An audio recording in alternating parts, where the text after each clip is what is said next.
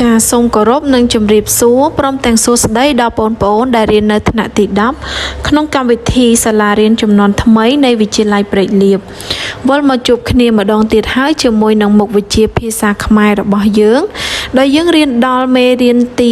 7គឺជាមេរៀនថ្មីមួយហើយវាមានចំណងជើងថាភាពជាពលរដ្ឋនៅក្នុងមេរៀនថ្មីនេះផងដែរសមត្ថភាពដំបូងដែលពួកយើងនឹងសិក្សាគឺសមត្ថភាពបំណិនដែលយើងនឹងសិក្សាអំពីប្រផ្នូលនិងការរំលឹករឿងដើមចា៎មេរៀននេះបង្រៀនដោយអ្នកគ្រូឈ្មោះឆេងសុភក្ត្រាជាគ្រូបង្រៀនមុខវិជ្ជាភាសាខ្មែរក្នុងកម្មវិធីសាលារៀនចំនួនថ្មីនៃវិទ្យាល័យព្រែកលៀបមេរៀននេះមាននៅក្នុងសៀវភៅសិក្សាគោលរបស់យើងនៅទំព័រទី158ដល់159ចា៎បន្ទាប់ពីបានសិក្សាមេរៀននេះចប់បងប្អូននឹងអាចប្រាប់បានពីបញ្ញត្តិនៃប្រផ្នូលនិងការរំលឹករឿងដើមបានត្រឹមត្រូវបន្ទាប់មកបងប្អូនអាចបែងចែកថាអ្វីគឺជាប្រផ្នូលនិងអ្វីគឺជាការរំលឹករឿងដើមបានច្បាស់លាស់មួយវិញទៀតមេរៀននេះនឹងជួយបណ្ដុះស្មារតីឲ្យបងប្អូនចេះប្រុងប្រយ័ត្នចំពោះប្រផ្នូលដែលបានកើតឡើងព្រមទាំងចេះប្រើប្រាស់ការរំលឹករឿងដើមនៅក្នុងជីវភាពរស់នៅប្រចាំថ្ងៃបានផងដែរចា៎មុននឹងចូលទៅដល់ខ្លឹមសារមេរៀនរបស់យើងទៅមើលរូបភាពមួយនេះចានេះរូបភាពនេះបង្ហាញពីរណ្ដៅ2ហើយនៅជុំវិញរណ្ដៅនោះមានសុទ្ធតែឆ្អឹងខ្មោចហើយនឹងលលាក្បាលចាដែលយើងបានបន្សល់នៅក្នុងសម័យសង្គ្រាមអញ្ចឹងកាលពីសប្តាហ៍មុនយើងបានរៀនអំពីមេរៀនមួយដែលមានចំណងជើងថាជីវិតខ្មែរក្នុងនរោអវជ័យអញ្ចឹងអ្នកគ្រូមានសំណួរមួយចង់សួរថាតើអង្គការខ្មែរក្រហមប្រើពាក្យដោយម្ដេចខ្លះក្នុងការយកប្រជាជនខ្មែរទៅសម្លាប់ចោលអញ្ចឹងដូចដែលយើងបានឃើញនៅក្នុងរូបភាពនេះយ៉ាងអញ្ចឹងគឺមានសាកសពប្រជាជនខ្មែរជាច្រើនដែលត្រូវបានអង្គការខ្មែរក្រហមយកទៅសម្លាប់អញ្ចឹងតើបងប្អូនចងចាំដែរឬទេថាពួកអង្គការខ្មែរក្រហមនោះប្រើពាក្យដោយម្ដេចខ្លះដើម្បីនាំយកប្រជាជនខ្មែរទៅសម្លាប់ចាគឺពួកគាត់ប្រើពាក្យច្រើនមែនតែនចាប៉ុន្តែមិនមែននៅក្នុងន័យចំថាយកទៅសម្លាប់តែម្ដងទេអញ្ចឹងពាក្យទាំងអស់នោះមានដូចជាចាឥឡូវយើងទៅមើលចម្លើយទាំងអស់គ្នាមានដូចជាពាក្យថាយកទៅសាលាកលេសចាយកទៅសាលាកលេសអញ្ចឹងពាក្យនេះគឺមានន័យថាយកទៅសម្លាប់ចោលហើយមិនមែនយកទៅរៀននោះទេចាទី2យកទៅកសាងឡើងវិញចាហ្នឹងហើយគឺពាក្យនេះក៏មានន័យថាយកទៅសម្លាប់ចោលដែរទី3ពាក្យថាអង្គការស្នើអញ្ចឹងនៅពេលដែលយើងឮពាក្យនេះគឺមានន័យថាអង្គការនឹងយកយើងទៅសម្លាប់ហើយបន្តមកទៀតពាក្យថាអង្គការឲ្យទៅរៀនសូត្រចឹងពាក្យថាអង្គការឲ្យទៅរៀនសូត្រហ្នឹងមិនមែនយកទៅរៀនសូត្រឲ្យចេះដឹងមានចំណេះវិជ្ជានោះទេគឺយកទៅសម្លាប់ចោលនិងពាក្យមួយទៀតពាក្យថាយកទៅដាំដំឡូងចាពាក្យនេះក៏មានន័យថាយកទៅសម្លាប់ចោលដែរអញ្ចឹងនៅមានពាក្យផ្លាយជាច្រើនទៀតប៉ុន្តែសុទ្ធតែស្ថិតនៅក្នុងន័យយកប្រជាជនទៅសម្លាប់ចោលមិនដូចអ្វីដែលពាក្យហ្នឹងមានន័យនោះទេគឺនៅមានពាក្យជាច្រើនទៀតដែលបង្ហាញថាយកប្រជាជនទៅសម្លាប់ចោលចាឥឡូវយើងចូលទៅដល់ខ្លឹមសារមេរៀនរបស់យើងដែលយើងនឹងសិក្សាអំពីប្រផ្នូលនិងការរំលឹករឿងដើមអញ្ចឹងអ្នកគ្រូជឿជាក់ថាបងប្អូននឹងធ្លាប់ដឹងឬក៏ឮអំពីពាក្យថាប្រផ្នូលរួចមកហើយអ្នកខ្លះក៏ធ្លាប់ឮហើយអ្នកខ្លះទៀតក៏មិនធ្លាប់ឮចំណែកឯការរំលឹករឿងដើមហ្នឹងក៏ពួកយើងធ្លាប់បានប្រើប្រាស់នៅក្នុងជីវភាពប្រចាំថ្ងៃរួចមកហើយដែរអញ្ចឹងដើម្បីចង់ដឹងឲ្យកាន់តែច្បាស់ថាអ្វីជាប្រផ្នូលអ្វីជាការរំលឹករឿងដើមយើងចូលទៅមើលរូបភាពនេះមួយសិនចាអញ្ចឹងរូបភាពទី1នេះគឺបង្ហាញអំពីផ្កាយដុះកន្ទុយចាយើងឃើញពន្លឺមួយសច្បាស់ ធំជាងគេហ្នឹងគឺបង្ហាញពីផ្កាយដោះកន្ទុយតាមធម្មតាវាគឺជាបាតុភូតធម្មជាតិមួយប៉ុន្តែនៅក្នុងជីវភាពរស់នៅប្រចាំថ្ងៃរបស់មនុស្សវិញនេះមិនមែនជាបាតុភូតធម្មជាតិធម្មតានោះទេចាអញ្ចឹងនៅពេលដែលប្រជាជនយើងឃើញមានផ្កាយដោះកន្ទុយធ្លាក់មកពីលើមេឃដូច្នេះពួកគាត់បែរជាយល់ថានឹងមានរឿងអ្វីមួយកើតឡើងទៅវិញចារូបភាពទី2គឺបង្ហាញអំពីរូបកែវដែលបានបែកអញ្ចឹងតាមរូបភាពនេះក្នុងន័យធម្មតាគ្រាន់តែកែវដែលរបូតធ្លាក់ពីដៃតែប៉ុណ្ណោះប៉ុន្តែនៅក្នុងន័យប្រផ្នូលវិញរូបភាពកែវបែកនេះអាចនឹងមានន័យមិនធម្មតា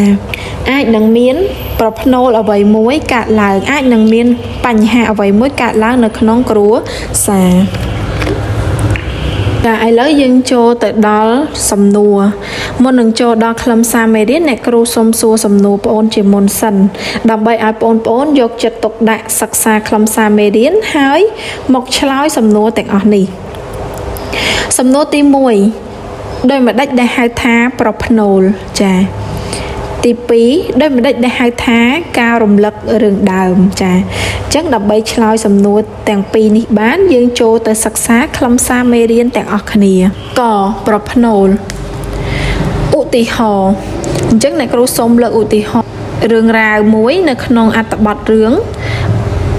នៅថ្ងៃទី13ខែតុលាឆ្នាំ1921វេលាយប់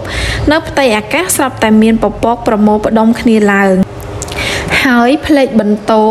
រន្ទះឆុងឆាំងហាក់ដូចជាសន្មត់គ្នាទុកមុនអ្នកស្រុកផិតភ័យអោបកូនចៅដោយសារខ្លាចស្នូររន្ទះនៅវេលាម៉ោង9យប់ស្រាប់តែមានផ្លេកបន្ទោផ្លែតដូចជាពុះមេឃហើយបន្តិចមកស្នូរស្ទើរក៏ក្រើកធរណីមិនយូរប៉ុន្មានសំឡេងពីមាត់មួយទៅមាត់មួយថារន្ទះបាញ់ចែកដីព្រះវិហារព្រះកែវមរកតខាងត្បូងហេតុនេះហើយធ្វើឲ្យប្រជារាស្ត្រនាម៉ឺនមានចិត្តស្រណោះព្រោះថាតាមជំនឿនឹងមានចលាចលឬមានការទុរភិក្សក្នុងស្រុកក្រោយពីបានស្ដាប់ហេតុការណ៍មួយនេះរួចមកតើបងប្អូនយល់យ៉ាងណាដែរចាគ្រាន់តែរន្ទះបាញ់ចែកដីព្រះវិហារព្រះកែវមរកតសោះធ្វើឲ្យប្រជាជនមានជំនឿថានឹងមានចលាចលឬក៏កើតទុរភិក្សនៅក្នុងស្រុកអញ្ចឹងតាមរយៈអត្ថបទអបាយមិញដែលបងប្អូនបានស្ដាប់និងបានអានរួចមក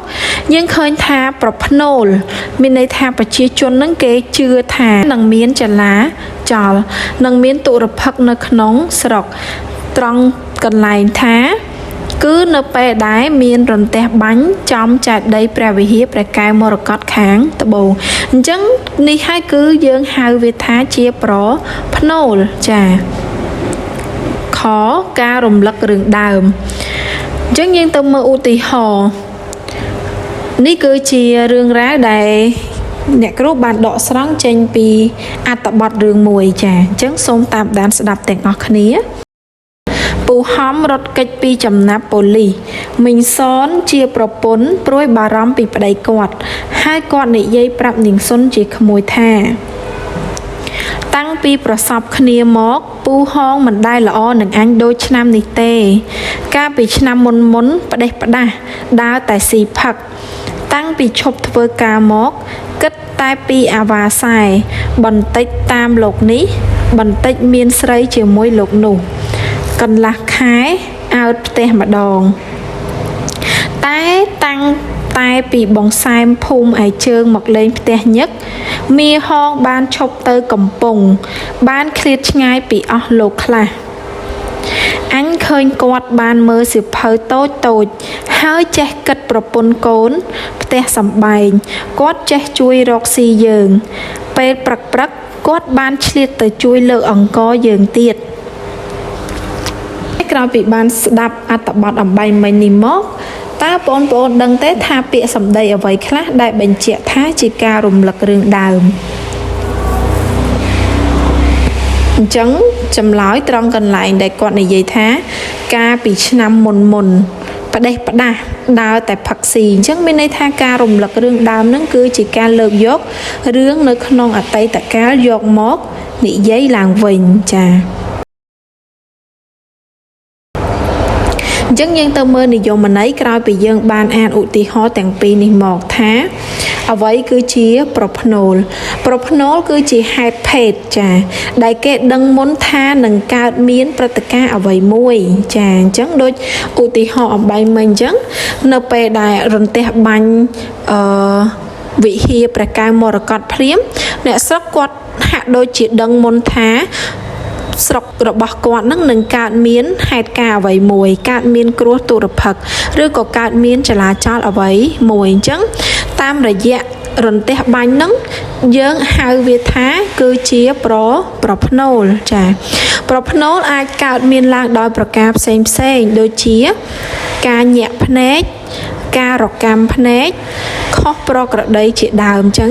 នៅពេលដែលយើងញាក់ភ្នែកខុសប្រក្រតីឬក៏រកាំភ្នែកខុសប្រក្រតីអានឹងវាអាចជាប្រផ្នូលមួយដែលបញ្ជាក់ប្រាប់យើងថាបន្តិចទៀតយើងនឹងមានរឿងអ្វីកើតឡើងអាចជារឿងល្អឬក៏រឿងមិនល្អចាតាមការកត់ចំណាំរបស់មនុស្សរៀងខ្លួនចំណែកឯការរំលឹករឿងដើមវិញវាខុសពីប្រផ្នូលត្រង់ថាការរំលឹករឿងដើមហ្នឹងគឺជា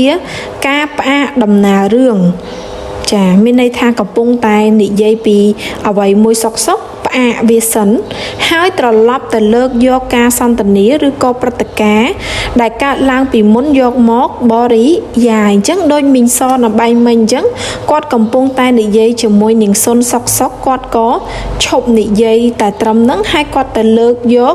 រឿងរ៉ាវរបស់ប្តីគាត់យកមកប្រាប់នាងសុនចាអញ្ចឹងកាលណាដែលយើងស្លេះដំណើររឿងដែលយើងកំពុងនិយាយហើយយើងទៅលើកយកព្រឹត្តិការណ៍ពីមុនយកមកនិយាយម្ដងអាហ្នឹងគឺយើងហៅថាការរំលឹករឿងដើមចាអញ្ចឹងបន្ទាប់ពីបានដឹងពីនិយមន័យនិងបានសិក្សាពីឧទាហរណ៍របស់ប្រផ្នូលហើយនឹងការរំលឹករឿងដើមរួចមកអ្នកគ្រូជឿជាក់ថាបងប្អូននឹងអាចយល់ច្បាស់អំពីអ្វីដែលយើងហៅថាប្រផ្នូលហើយអ្វីដែលយើងហៅថាការរំលឹករឿងដើមដូច្នេះដើម្បីចង់ដឹងកាន់តែច្បាស់យើងចូលទៅដល់ការធ្វើលំហាត់ប្រតិបត្តិសំណួរទី1នៅពេលមានផ្កាយដុះកន្ទុយមនុស្សជឿថាមានប្រផ្នូលអ្វីចាអានេះគឺជាការជឿជាលក្ខណៈរួមចម្លើយមាន4កមានចោរប្លន់ខស្រុកកើតចលាចលកគ្រោះរីងស្ងួតនិងខមានទឹកជំនន់ចាអញ្ចឹងសូមបងប្អូនគិតមើលថាតើផ្កាយដុះកន្ទុយធ្វើឲ្យមនុស្សមានប្រផ្នូលអ្វីដែរ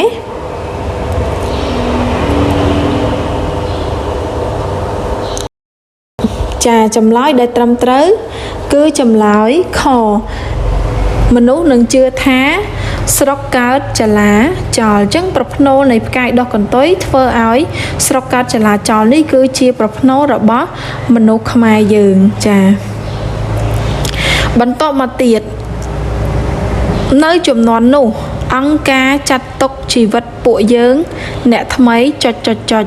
តើល្បះខាងលើបង្ហាញពីប្រផ្នូលឬជាការបង្ហាញពីការរំលឹករឿងដើមចឹងចម្លើយមាន2កជាប្រផ្នូលខជាការរំលឹករឿងដើមតើល្បះខាងលើបង្ហាញពីប្រផ្នូលឬជាការរំលឹករឿងដើមចម្លើយមាន2កជាប្រផ្នូលខជាការរំលឹករឿងដើមបងប្អូនមានពេល15វិនាទីក្នុងការគិតថាតើល្បះដែលអ្នកគ្រូបានលើកឡើងខាងលើនេះជាអ្វីដែរ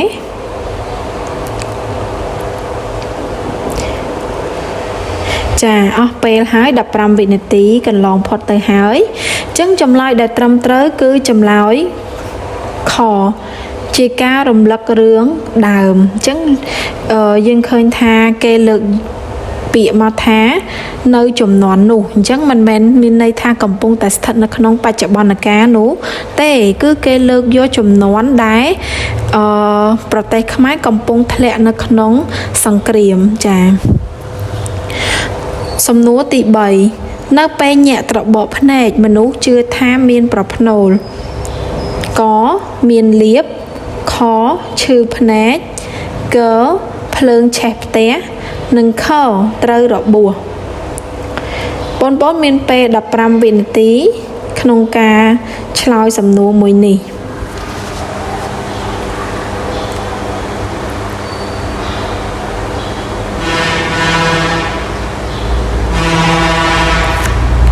ចាអស់ម៉ោងហើយអញ្ចឹងចម្លើយដែលត្រឹមត្រូវគឺចម្លើយកមានលាភចាអញ្ចឹង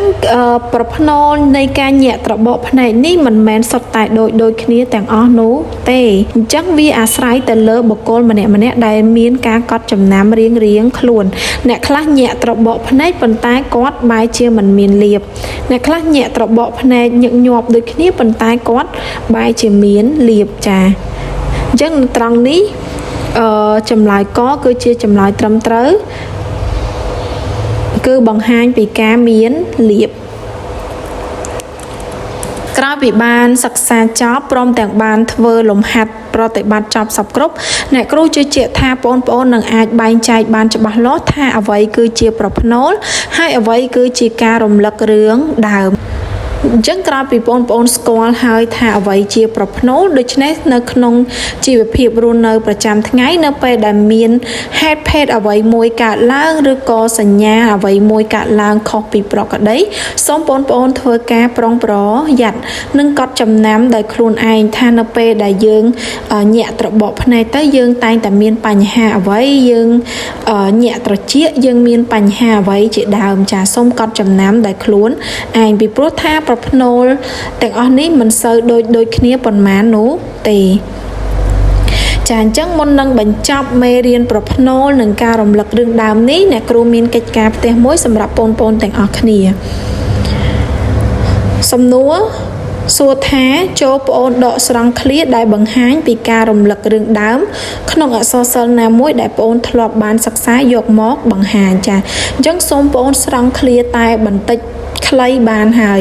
ដែលបង្ហាញថាឃ្លានោះនិយាយអំពីការរំលឹករឿងដើមចាអញ្ចឹងសូមបងប្អូនទៅមើលអក្សរសិល្ប៍ណាមួយដែលបងប្អូនធ្លាប់បានសិក្សាយកមកបង្ហាញចាអញ្ចឹងមេរៀនប្រផ្នូលនិងការរំលឹករឿងដើមរបស់យើងក្នុងសប្តាហ៍នេះសូមបញ្ចប់តែត្រឹមនេះចាអ្នកគ្រូក៏សូមអរគុណចំពោះការតាមដានទស្សនានិងស្ដាប់ដោយយកចិត្តទុកដាក់របស់បងប្អូនទាំងអស់គ្នាជាចុងបញ្ចប់អ្នកគ្រូក៏សូមអរគុណសូមជម្រាបលា